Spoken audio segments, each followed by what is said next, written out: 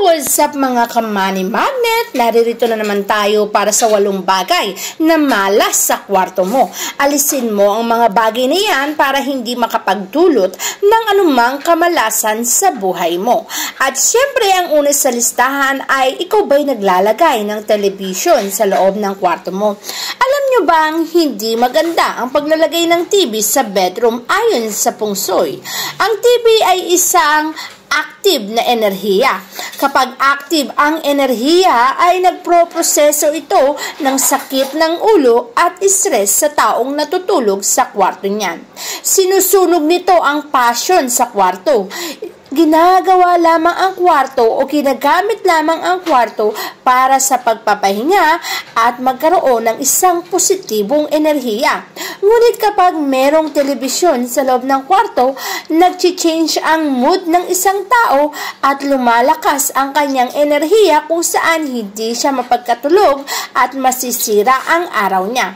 Nag-a-attract din to ng maraming negatibong enerhiya. Kung ayaw mo ma-attract, alisin mo ang TV sa kwarto mo. Siyempre, meron ka bang mga bad paintings o kaya naman ay mga paintings na talagang nagmo-motivate sa iyo na malungkot o kaya naman ay maging sad? Alam mo bang ang manifestation ay malakas yan? Kung madalas mong makikita ang bagay na yan, ay makapagdudulot po ito ng kalungkutan at maaari mong manifest sa iyong buhay.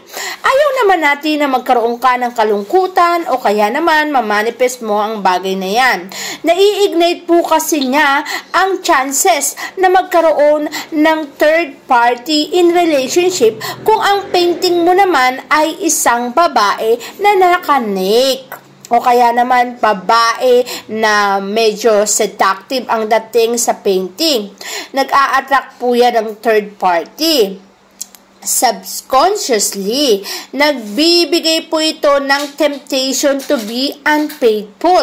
Kaya iwasan po ang naked na picture ng babae o kaya naman painting na malungkot. Isa pa pong bagay na dapat nyong iwasan sa ating mga kwarto ay yung ginagawa nating opisina yung kwarto natin. Ang opisina at tulugan ay dapat separate po yan o magkahiwalay. Hindi po tayo dapat nagtatrabaho sa loob ng ating kwarto. Ang bedroom ay lugar ng pahingahan, kaya dapat po natin itong irespeto. Maaari lamang po itong makapagbigay sa iyo ng stress sa pagtatrabaho kung ang lahat ng work o related sa work ay nasa loob ng kwarto mo. Mas maganda ang positibong enerhiya na maa-attract pagkising mo pa lang sa umaga kung walang anumang related sa work ang nasa loob ng kwarto mo. Kung talagang hindi mo maiwasan, maglagay ka na lang ng border o harang kung saan habang ikaw ay natutulog ay hindi mo makikita ang mga trabaho na yan para maging relax at positibo ang enerhiya. Iwasan mo rin ang kama na nakasandal sa bintana. Alam mo po ba na maaaring sa bintana na yan ay may pumasok na negatibong enerhiya. At kapag pumasok ang negatibong enerhiya na yan, ay maaaring direkta itong tumama kung sino man ang nakahiga sa kama na yan. Hindi naman laging positibong enerhiya ang papasok sa bintana na yan. Kaya't maaari itong maging dahilan para magkaroon ng kamalasan ng sino mang taong natutulog sa kama na yan. Ang ulo ng iyong kama kasi must be stable as a rock. Mataas dapat ito, if possible, dapat gawa sa wood instead of metal. A window that placed sa ulo ng iyong kama will bring sickness sa taong natutulog dito. Maaari kang magkaroon ng karamdaman o pagkakasakit. Gawa ng negatibong enerhiya ay tatama sa iyo. Iwasan mo rin ang salamin sa loob ng kama mo o kaya naman salamin sa loob ng kwarto mo na nakatapat mismo sa kama mo. Ang salamin sa loob ng kwarto ay magdadala ng malas o pagkasira ng relasyon sa inyong pamilya. Bakit?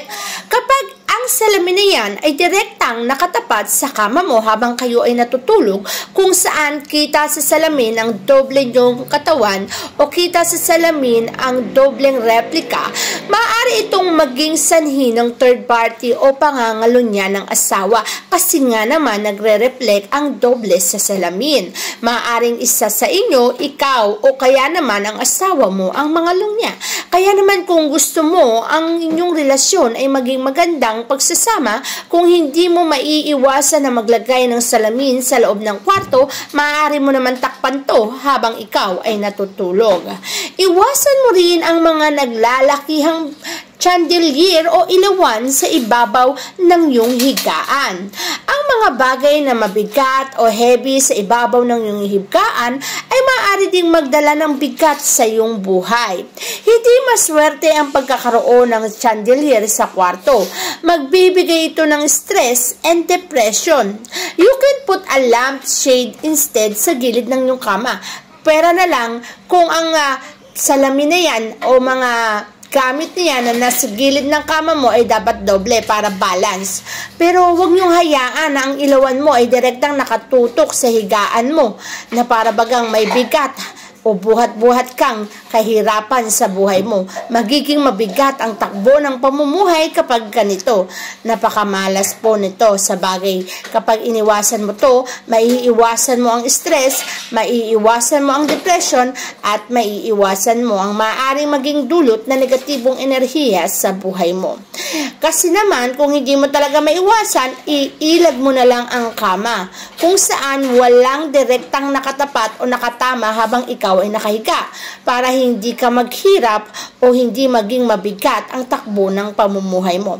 Kapag naman naiwasan mo o naiwas mo ang kama sa chandelier o ilawan na malalaki na yan, ay maiiwas mo rin ang sarili mo sa anumang uri ng kamalasan.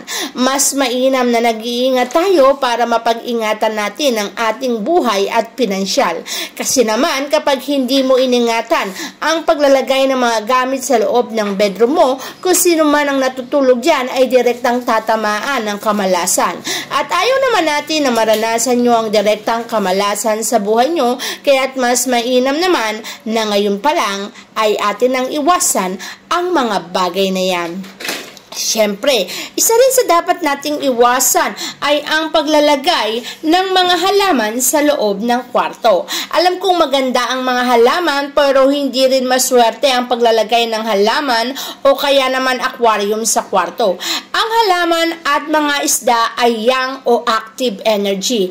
Pahihinain ito ang yin presence sa bedroom. Kapag mahina ang yin presence, magiging ang strong ng personality ng tao ay magiging mahina at gigising siya na para siyang laging pagod at manghihina. Ang water element din kasi na yan ay nagsisimbolo sa pera, at kapag ito ay nasa loob ng kwarto mo at hihina ang yin, maaaring magdala ito at makapagdulot ng matinding kamalasan sa mga taong natutulog sa kwarto na yan. At ayaw naman natin na makapagdulot ito ng kamalasan, kaya naman hanggang maaari ay mabuti nang iwasan para maiwasan din natin ang dulot nitong kamalasan.